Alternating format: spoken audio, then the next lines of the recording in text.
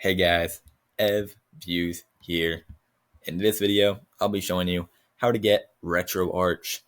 If you don't have admin access, for whatever reason, you forgot your password, like you locked yourself out of the admin, there's a lot of glitches that make it so you get locked out of admin.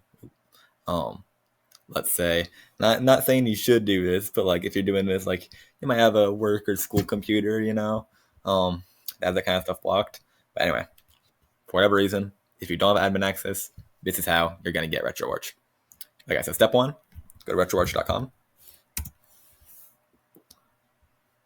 Sorry, I'm using a really bad computer right now, my school computer, so it's going to take a while to load. Then you go download, once you're there, scroll down, go past this stuff you need admin for. You need admin for this stuff. Then you go to, I think it's installer 64. It might be download. We'll find out in a second. That's the right one. Nope, that is not the right one. You go to download 64. Sorry about that. Click out of all the ads if you get any. Okay, then yeah, you want to install this, the RetroArch.7z.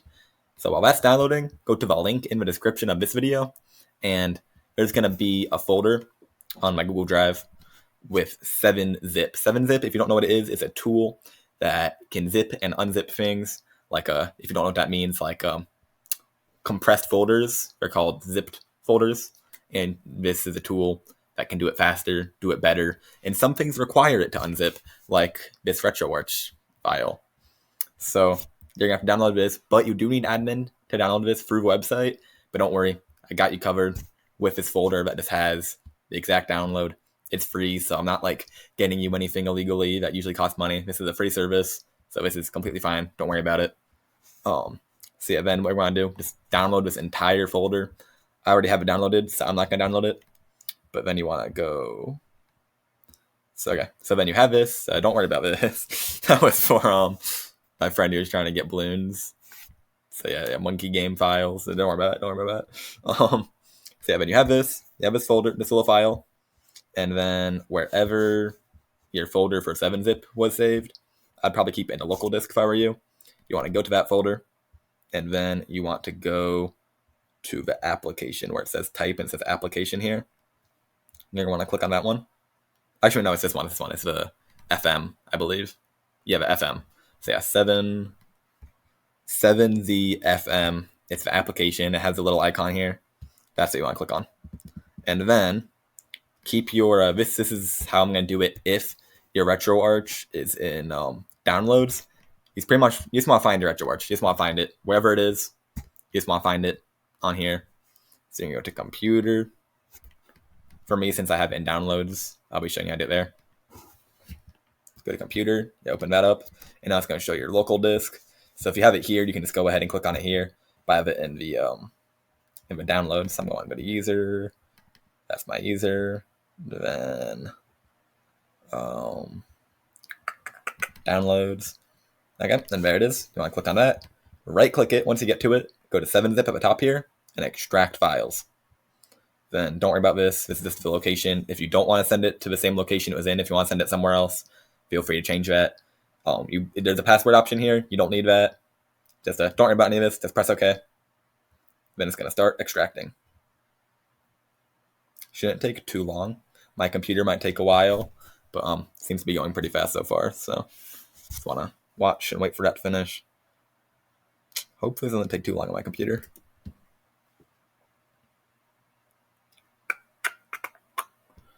Any second now. Let's give it a second. You can inch forward in the video if you want till I'm done.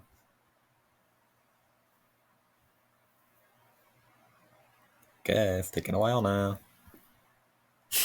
I did this earlier. It took me like 10 seconds probably. I don't know why it's taking so long now. My computer's so like hit or miss. Sometimes it works fine. Never works great, but sometimes it works tolerably, and sometimes it is as slow as a snail with, I don't know, slow snail. I was going to add on to that, but I don't know what else to add. Okay, anyway, it's done. So now that that's done, you can close out of this. You want to go to your folder, go to wherever you sent it to. I sent it to my downloads, of course, which is where it started. Then you should have this folder here next to the original, or next to wherever you sent it. If you want to open that folder, then it's going to be in our folder. Open that folder. And here you go. You got RetroArch. Now, if you want to open it, you can go to Application here. And voila. Give it a second. Yours should be faster. There you go. And yeah, RetroArch. There you go. If you want to get a core, which is pretty much just like you get to choose what console you want RetroArch to be able to run, if that makes sense. You got to load core, download a core.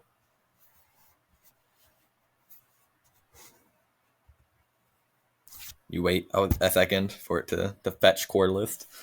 And then I'm just going to demonstrate with the PlayStation 1 because I have a Silent Hill folder. So I'm just going to open Silent Hill. I'm just going to show you how opening up a game would look. So you find whatever console you want. For me, it's PlayStation. If you use PlayStation, I can safely say PC SX Rearmed. That's my personal favorite core for PlayStation. Okay, so now that core is downloaded. So then what you want to do, you want to go to load content. Go here, this is your local disk. You want to find whatever game it is. So if you have Silent Hill, for example, you find it in your local disk. Make sure it's in your local disk, though. Or if it's in your downloads, of course, you can go to user, then your name, and then downloads. And then here's your downloads. But it's faster to just put it in your local disk. So find the game. After you press all that, you want to find the game. I'm going to go, I have a folder for RetroArch games. Here it is. And then Silent Hill. And then you always want to do the bin or the ROM files. The bin and the ROM files, those are the two formats that are usually going to be the ones that actually contain the game. But you just want to open that. And there you go. RetroArch on your computer with no admin needed. Just like that. Now the game's running. I think I set the screen recorder not to record sound, so you aren't hearing anything right now. But yeah, for sound and everything. And then if you want to change your RetroArch settings for like your controls, for example, you just go to Command here, go to Menu Toggle. So you just want to toggle on the menu, and then you got your settings, and yeah, everything here. Settings I'd recommend, at least for this core, would be, let me show you some recommended settings. I'd go to video, make sure a dithering pattern is on. For the GPU plugins, there's some hacks here that can actually like increase resolution and the speed and stuff. You can turn those on, but use them at your own risk. When I first played Silent Hill this way, and when I played, there was another game that I played that the same thing happened. I forgot what it was, but I had these hacks on, and some files didn't load in, some textures didn't load in, as I'm gonna say. Like there were some walls that were just invisible. Like there was a wall there, but you couldn't see it. And the water, for example, was I don't even know how to describe it. It was like if you slammed a hammer against your computer, and there's a bunch of just lines of color. Like that's what the water looked like, for example. And a lot of things just weren't there. So use these at your own risk. If you have a strong computer and good files, then yeah, turn them on if you want. But I don't know. I have pretty bad experience with them. And then if you want to change your controls, you go to settings, you go to input, RetroPad binds, port 1, and here's your keyboard controls. But if you want to play with a controller, you go back to this menu, then you go to controls, port 1, and then here's your controller controls. And yeah. Oh, one more thing I gotta show you. If you should have BIOS files. If you don't know what BIOS files are, they're pretty much just files that I think all the original, I don't know exactly what they are if I'm being completely real with you, but they just make your game run better is all you gotta know. They're files from original PlayStations and other consoles, for example, that once again going on with the PlayStation example. And you want to put your BIOS in system. So let me see if I have any BIOS I can demonstrate with. Okay, yeah, here's a BIOS file. What you do with your BIOS, you grab it. Okay, did not mean to open it. You want to grab it, drag it. Okay, my computer's being slow. Okay, it's not responding. This shouldn't happen for your computer, I hope. But my computer's just abysmal. That's the only word for it, really. Okay, I guess I won't show you. But that folder that I was hovering over before, the system folder. Oh, wait. Okay, so you want to move it. Then you want to Put it in your RetroArch. Put it in here. Find it, should be at the bottom. And it's not dragging up for some reason.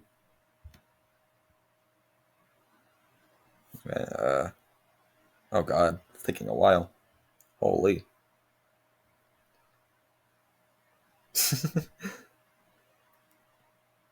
Okay, then you drop it in system folder. Make sure it's in there. And now you have BIOS. The game should run smoother. Make sure you have the right one for what console you're using. Like this PlayStation BIOS, those are PlayStation BIOS I just put in. Then there's other kinds of BIOS. There's every console has its own BIOS, I think. Correct me if I'm wrong, but I'm pretty sure each console has its own BIOS, and just put them in the system before you play a game on that console, and it should run better.